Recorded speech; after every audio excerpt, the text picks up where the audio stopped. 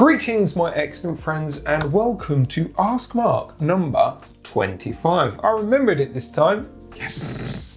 Thanks for watching. Safe diving. Yeah, see you later. Yes, see you later. Good morning to everyone who's listening to this as a podcast on Monday. That's right, I jumped ahead. And happy Friday to everyone who is watching this either on Instagram or on YouTube. Hello. Marcus. How the dickens are you today? I'm okay. Yeah, all is well. Yeah. I've been doing some filming already, so my vocal cords are all warmed up. I've been talking about interesting bits and bobs. I've got a drysuit over there, some bags. There's a really nice one from Aqualine, actually. I just thought it was a duffel bag, but actually there's a lot more to it. It's a transformer. Kind of. When they you call open it a it up, duffel does it bag, go... but...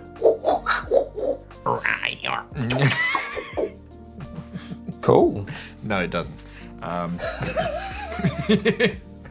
Is it a cool duffel bag or duffel bag? What makes it so special? It's kind of a rucksack square duffel bag. Okay. And it's pretty tough materials, and it's just like all the little like details on it. You're like, oh, that's quite nice. I really like it, and it comes in like 7 different colours. So Happy days. That's all right then, isn't it? Mm-hmm. Nice. Right, shall we crack on? Crack on with some questions? So the first question is from channel regular Chris. He says, "Hi guys, I have a long hose question. Is it fine with the Milflex long hose, or is it too floaty and a bit rough on your neck/hood? Should I go for a rubber hose instead when it comes to long hoses, Marky Mark?"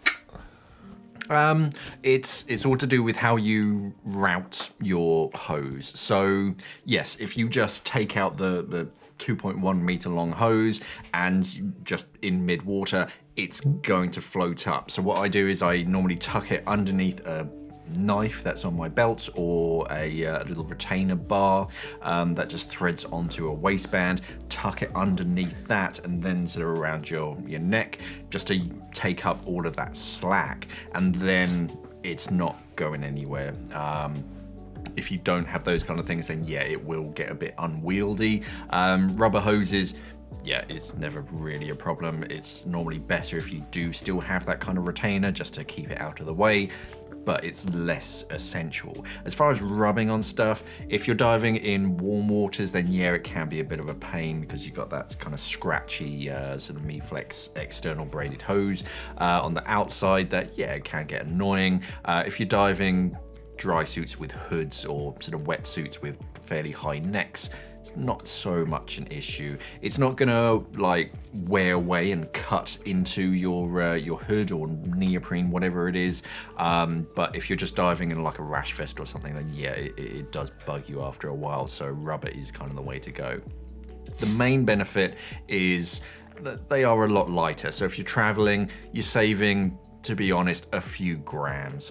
It's not kilos or anything. So it just makes your regulators a bit lighter. The hoses, they are a bit more flexible, and they're a bit more colorful as well, so you can personalize it and see it a little bit better than just a black rubber matte black hose. So it's kind of your choice, but either will do the job. It's very much dependent on your diving, basically. For me, I use both. On my traveling regulators, I've got braided hoses. Most of my rash vests, they're fairly high neck anyway, and I just kind of deal with it, to be honest. On some of my other regulator setups, I've got a rubber hose, but it's just where it's a bit heavier. So yeah, either or. Cool, either or what you could do, like you were saying, the rubber hoses are quite dark. Just get some fluorescent lead paint and paint your hoses with that, or your hose with that. You'll be fine. We used to have, you don't see it anymore in dive shops, like spirals, like plastic coils that you wrap around the hose, and they were like fluorescent yellow or something. Cool. Don't see them anymore. You used to have like pinks and blues and greens and all sorts of funky colours for your hoses, and then you just cut it to length. I used to have some. God knows where I put it now. But no, You don't see that anymore, unfortunately. Well, what you could do to cheat is, you have those cable tidies, and you can put your hose in one of them, just get a brighter colour, and then just a bunch of them. Cool. Anyway, hopefully that helps you out. If it doesn't, sorry. I'm sure. Sorry. Again, you got any thoughts or opinions about long hoses, Milflex rubber? Comments below, please. So the next question is from Sean. He says, "Hi Mark and Sean, great content as always. You're welcome. My question is about UK diving. I'm located in Yorkshire, and my buddy and I mainly dive at 8 Acres Lake, Stony Cove, and Capernwray. Yep. Do you know of any other good places for us to dive? Lastly, have you dived at Stony Cove recently? If so, what do you think is causing the poor visibility? I like diving there as I believe it's the only place locally, obviously for him, that you can go 30 metres plus, but because of the viz, I've avoided it. Many thanks, Sean." Yeah. As far as places, obviously over the coast, and then it kind of depends how far you want to go to. If you're Yorkshire kind of area, then you're not a million miles away from like sea houses. I like diving up around there off the coast just because I like the seal marine life. Yeah, no, I think those are the main like big ticket ones, unless you really want to travel. You want to go down to like Endak or something, or Vobster. Stony Cove is definitely one of the better ones. As far as visibility, I don't know. It's been, Struth, a while since I've been there. I can't remember the last time that I was there now, which is worrying. The last time you were there, Mark, was when they were filling up with water, because that's how old you are. No. With lockdown and stuff, I just haven't travelled much. Yeah, what's causing the bad visibility? I don't know. They used to have a thing on their website, which they'd update fairly often, which would have like the water temperature and the visibility. I don't know. I'd like to think they updated it every single day, but I can't promise you that. I don't know if they still have that. That was a nice little feature. I don't know. They have been doing some work there recently. They were opening something up or reinforcing some of the walling. I can't remember what it was. So I don't know. Maybe some of that work just caused some runoff, and that's like fed the algae or something. I don't know. Just pop them an email. They're nice guys and girls. Just ask the question, or check the forums. The dive forums are usually pretty good for that kind of stuff. Yeah, it's normally good if it's like poorer visibility, because it's more testing. That's kind of what you want to. I mean, sure, you want to dive in crystal clear waters, but that's pretty easy. I like to kind of test myself. But yeah, that's why I quite like Stony Cove. That's one of the better dive sites sort of here in the UK. Definitely worth checking out if you haven't. Cool.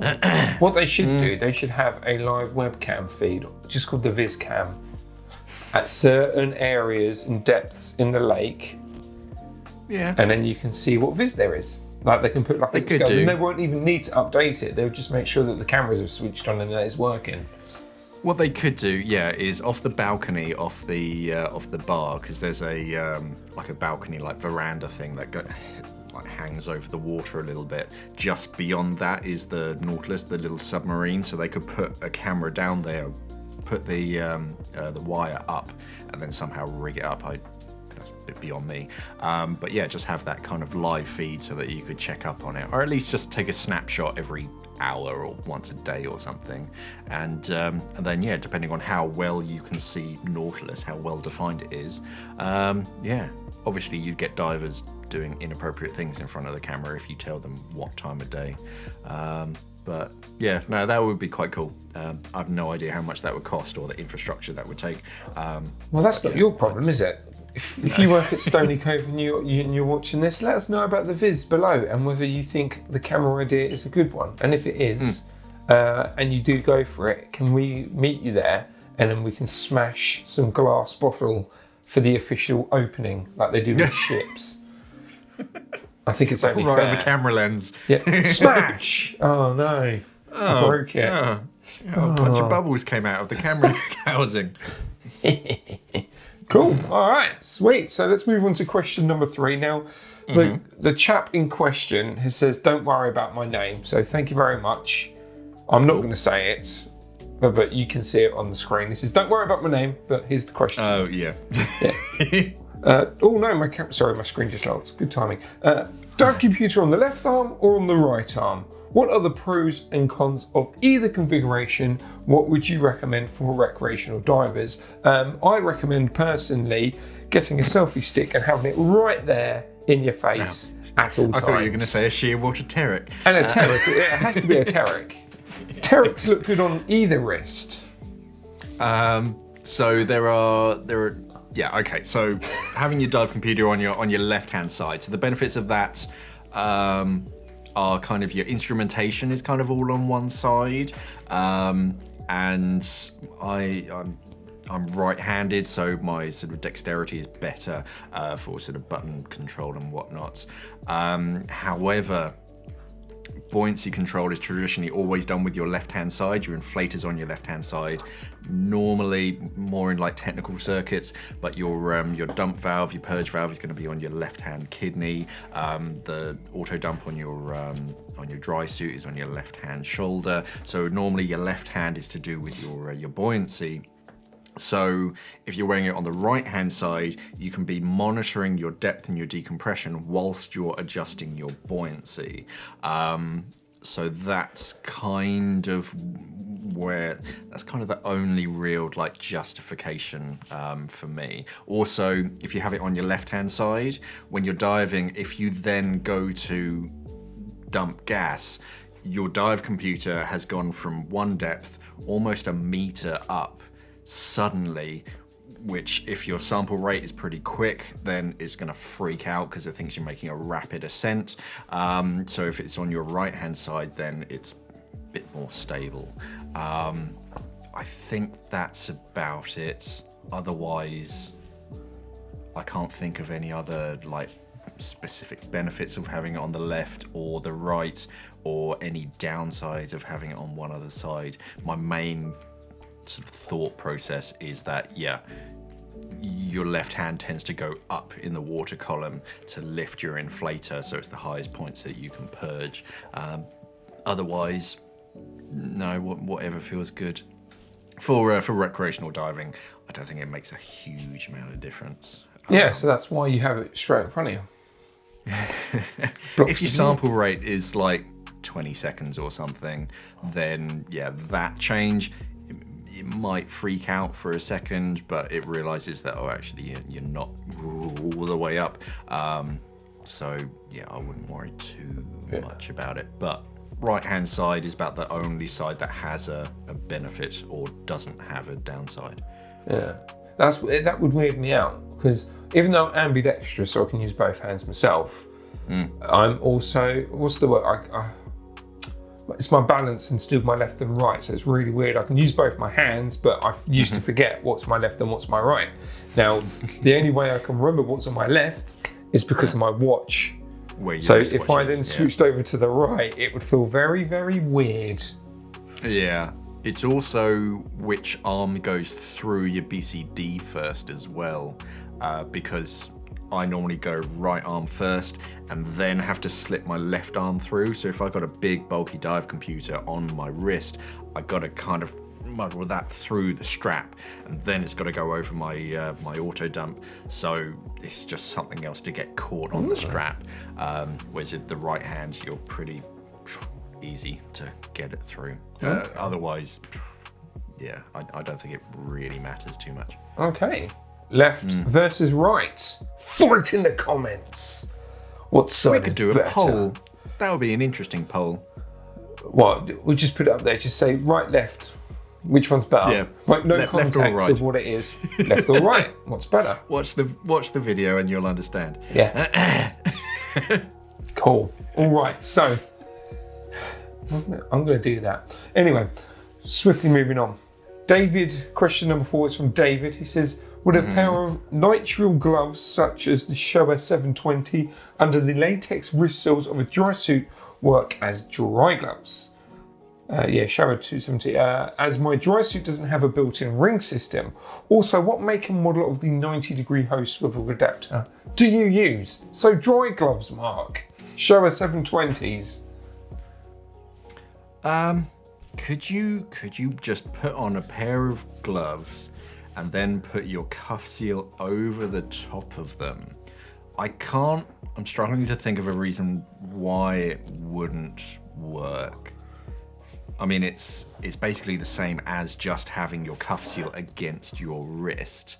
The outside of like Showa nitrile gloves is quite it's like a glossy material, and it probably would allow for gas transfer into the gloves so you can equalize them.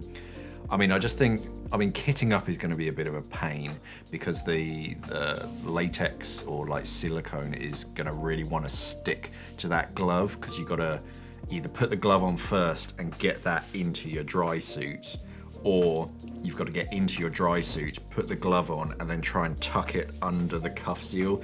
That's going to be a pain. I think theoretically, if you do it like perfectly and the seal is nice and neat and straight, then yeah, it should work. Where I think you might have problems is that beyond the kind of wrist, they tend to flare out a bit because they're designed to fit with ring systems. So you're going to have an excess of material, and they're not like the size of your wrist, so you might get some folds in the material, and that's just going to allow for water ingress. So I think it kind of could work, but I think it's just going to be very fiddly. You run the risk of damaging your cuff seal trying to like get it in by like pulling it, and yeah. Whereas a proper like ring system would, I mean, people would have done it already. People would be doing it all the time. I haven't really seen anybody do it. So I think people have tried it and it hasn't worked. I don't think I've ever tried it myself. So yeah, I don't know. Experiment somewhere safe, somewhere fairly warm where you're not going to hurt yourself. Make a model. Antarctica, yeah.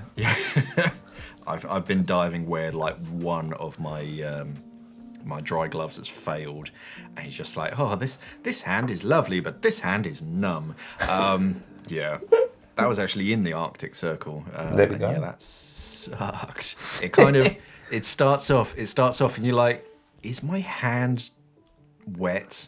Or is it just like feeling cold? Yeah. And then it's like substantially colder than my my other side, and I just like, yeah, my gloves leaked, and it's just like, oh, this sucks.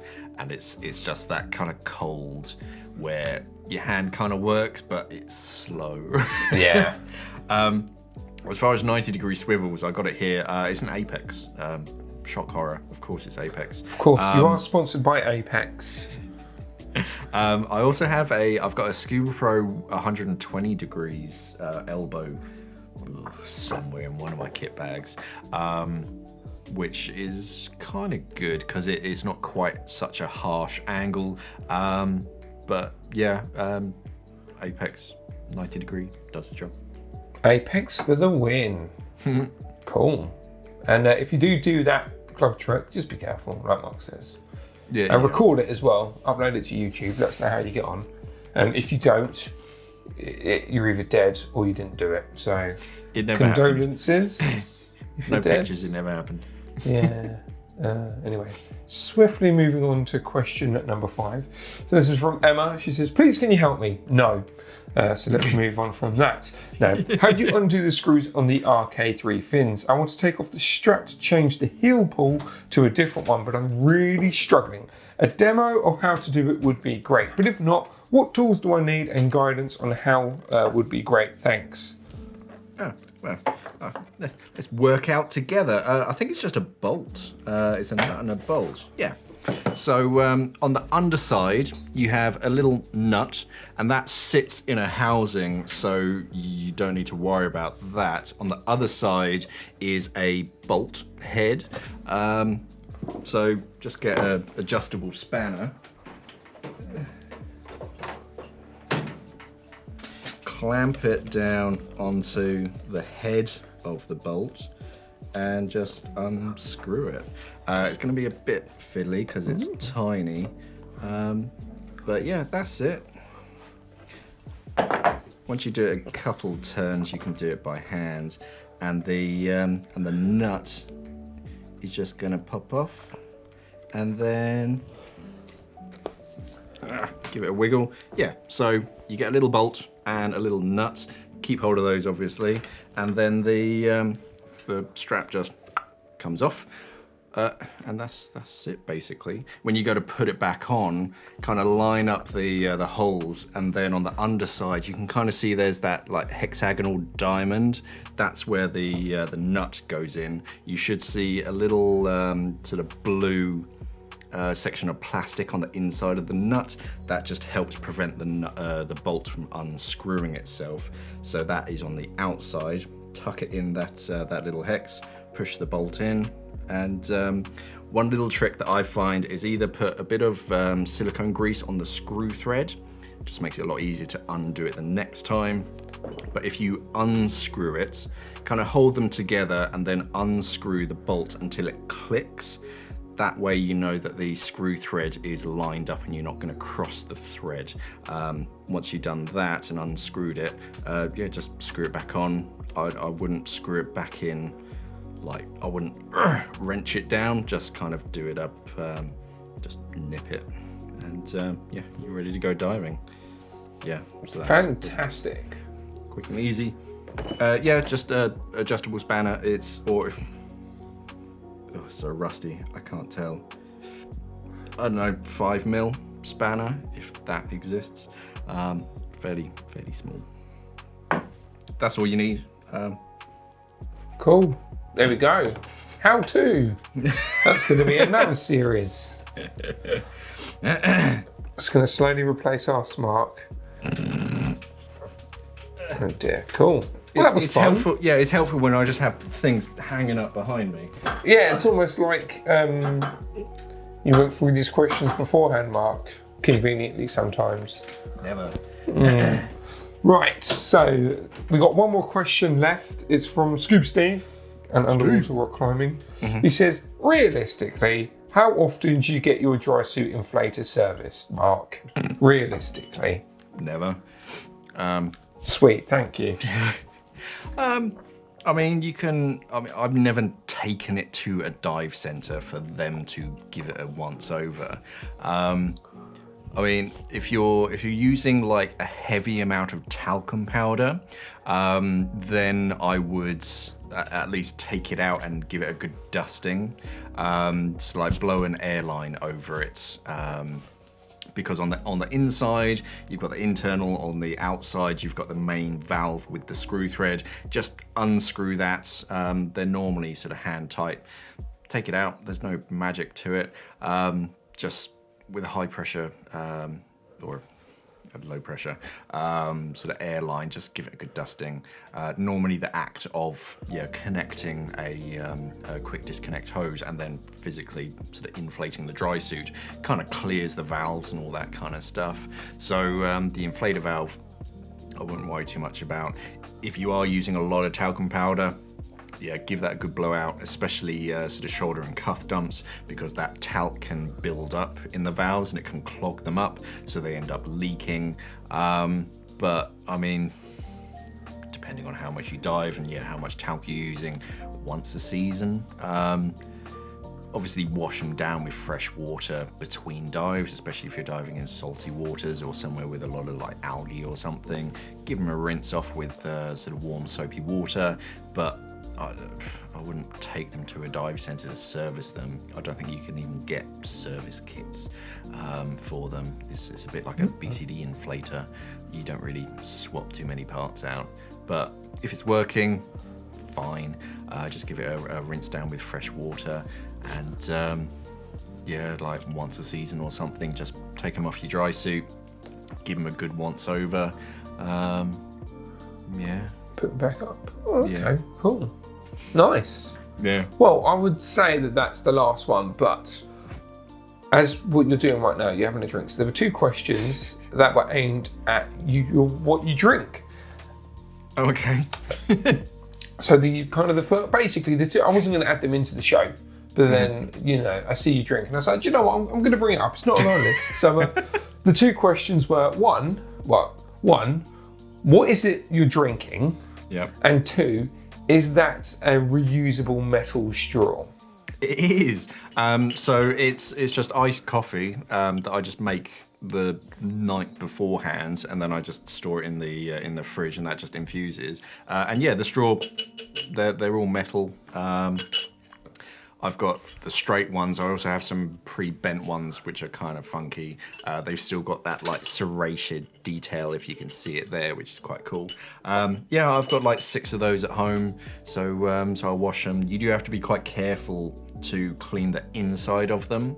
You can like throw them in the dishwasher, but that doesn't always clean the inside. So I'm quite religious about cleaning the inside of them. But yeah, it is just iced coffee. There's no alcohol in it, I promise. Well, we should do a drunk askmark. That will be very funny. What's the worst that could happen? Oh dear. Cool, man. And I've got a question. Mm-hmm. So the glass that you drink from, obviously you're reusing. So well done for that. Can you remember what that glass jar was from? I want to say it's from some sort of pasta bake. It was exactly. Sauce. Yeah. So during the first lockdown, we had government like food parcels being delivered to us once a week, and in that it had like essentials. It had like a bag of rice, it had a bag of like spaghetti, it had soap and sort of fruit and veg and bits and bobs, but it always contained 2 jars of tomato like bolognese sauce. And I was raised to like cook everything from scratch, so having like jars of like tomato pasta sauce were just kind of like weird, so I just used them. And because we kept getting so many every week, we just like, I was sick of bolognese. And yeah, I just had all these glass jars, and we couldn't go anywhere to recycle them. And I was just like, screw it. I went to like reach for a glass out of the cabinet, and there were like all these glass jars in front of me. I was just like, why don't I just drink this? It's a nice size, and it's pretty tough glass. And yeah, if it ever like breaks or cracks, then yeah, okay, I can then recycle that, and it's perfectly good. Does the job. Cool. Yeah. So there you are with your glass jar, and I have a rather ceramic lined insulated coffee mug. Single use. This isn't single. I don't want this to be single. It cost me an arm and a leg. So we are like literally at the polar opposites of the scale. This is definitely not. Yeah, this cost me nothing. I've never spent so much money on a mug before. It's very swish. No one else is allowed to touch it in my house, though. It's just me. Anyway, guys, that is it. That is askmark 25. Thank you very much, Mark, for answering those random questions near the end. Right. And thank you to you, the viewer, if you're still watching, you haven't got fed up with us talking about jam jars and pasta bake and stuff like that. Thank you very much for continuing to watch us. Next week's askmark's going to be slightly different, isn't it? Yes. Yeah, because you're abandoning me. I am abandoning you for not for the week, 3 days. Yeah, for a few days. Sean's booked some time off, and we've allowed it. So yeah, it's just going to be me. Yeah. So if you followed me from my old channel, I used to do I don't know what you're about. Q and A's by myself. Yeah, it's just going to be me. It's going to be much the same format, except I'm going to be asking myself the questions and then just elaborating on the answers. So yeah, if you do have any questions, comments, queries, or even corrections, let us know down in the comments below. If you have any specific questions that you want me to elaborate on, then try to use the hashtag askmark. makes it a lot easier for us to find it. You can use that on any of our social media platforms. Primarily YouTube is where we tend to find most of the questions. But yeah, you can send us messages on Instagram if you so wish. Yeah, if you have a complicated name, try and spell it out phonetically, just to make our lives, or my life, a little bit easier, so that I don't offend you by pronouncing your name weirdly. If you want to check out any sort of interesting scuba diving equipment, of course, don't forget to check out simplyscuba.com. If you want any of our Simply Scuba merchandise, like the hoodie that I'm wearing at this moment, this is called the Scuba Dude hoodie. It's available as a t-shirt and tank stickers and all sorts of interesting stuff. You can head over to our spring store. Right now, we're actually offering 10% off if you use the discount code DSN10, DSN10. That'll get you 10% off of your order. Yeah, that's about it. Thank you for watching, and of course, safe diving. Stay classy, scuba divers.